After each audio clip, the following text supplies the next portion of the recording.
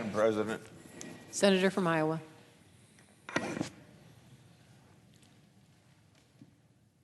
Vladimir Putin's brutal invasion of Ukraine rests on the false historic claim that Ukraine is not a real country, but a part of Russia.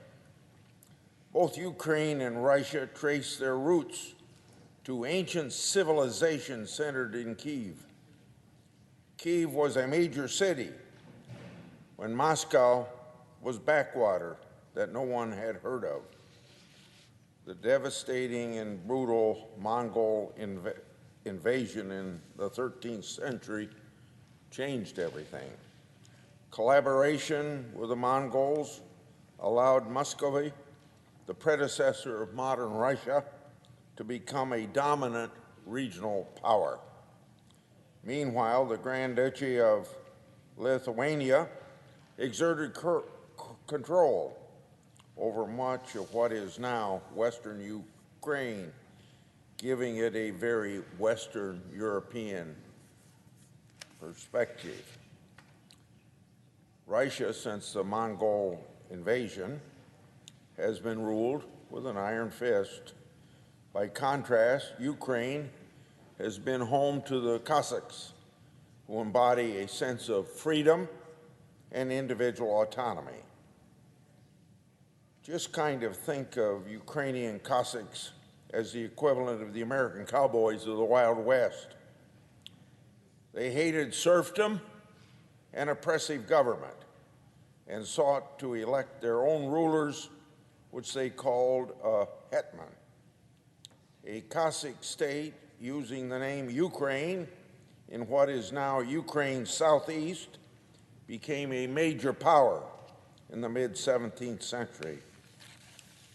Then, when Catherine the Great conquered that Ukrainian state, she is recorded as having said, quote, "Every effort should be made to eradicate them and their age from memory," end of quote. Ukrainians' strong national identity threatens the claim of Russian nationalists to be the heir to the ancient Kyiv civilization. When Ukrainians revolted against the Soviet collectivization of agriculture dictated from Moscow, Stalin seized the Ukrainian wheat harvest and food stores, starving millions of Ukrainians to death. This is remembered as Holodomor, which means extermination by hunger in the Ukrainian language. Putin rehabilitated the image of Stalin and banned the human rights organization Memorial, which investigated Stalin's crimes against humanity. Putin is following, then, in a long tradition of Russian nationalists and the autocrats associated with it who have tried to stamp out Ukrainian national identity. When Putin talks about being threatened by NATO, he does not mean he thinks the Russian Federation faces a military threat. Until Russia invaded and occupied Crimea and portions of eastern Ukraine, our NATO allies bordering Russia hosted no troops from other NATO countries. Today, there are a small number of U.S. troops in NATO's eastern flank, which we reinforced only as a result of the current Russian invasion of Ukraine. But these defensive troops are still dwarfed by the number of Russian military personnel in Russia's Western Military District. NATO does not have enough troops deployed to repel an invasion, much less to be considered an offensive threat to Russia. What Putin is really threatened by is that Ukraine, true to the history I just gave you, is asserting an independent path. They don't like that independent path because it separates them from Russia. Ironically, in fact, very ironically, his aggressive actions to date have only unified Ukrainians in Ukraine's determination to be free of Russian influence.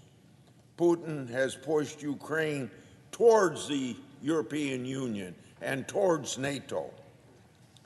Putin seems to believe his own twisted view of history. So he convinced himself that the current freely elected government of Ukraine is not supported by the Ukrainian people. Putin thought that he could topple President Zelensky's and appoint a puppet government. Putin thought Ukrainians would not fight. Boy, has he proven to be wrong, really wrong. Putin cannot achieve his goals since the Ukrainians will never accept Russian domination. So Putin has taken to leveling civilian areas, cynically agreeing to humanitarian corridors to allow families to escape, only to shoot those who have gathered, bombing maternity wards, killing many women and babies. And of course, as you see every day on television, the atrocities can only get worse. We must provide Ukraine with everything it might need to stop the mass murders. That includes military aircraft, drones, anti-aircraft systems, anti-missile systems, almost anything they need. And we must do it now. I wanted more arms and sanctions before the invasion happened. We saw that invasion coming. Any bureaucratic delays now are unacceptable. Our Eastern European allies acted with lightning speed. We seemed to follow them. Our European allies were giving up weapons that they need for deterrence and their own defense. And then we followed. We ought to continue to follow their example, but instead of following, we should be leading. And we should agree to fill any gaps caused by past and future donations of weapons to Ukraine by frontline allies. Ukraine's success in its defense will prevent a wider war that will cost more in lives and resources. It is in our interest to do everything we can to stop the Russian terror campaign now. We should be leading, not leading from behind. We should lead NATO, not follow NATO. Be the great United States of America that we are, because we're dealing with a sick autocrat, probably with an ego that has to be satisfied, and it's all totally understandable, except that somebody is very sick. I yield the floor.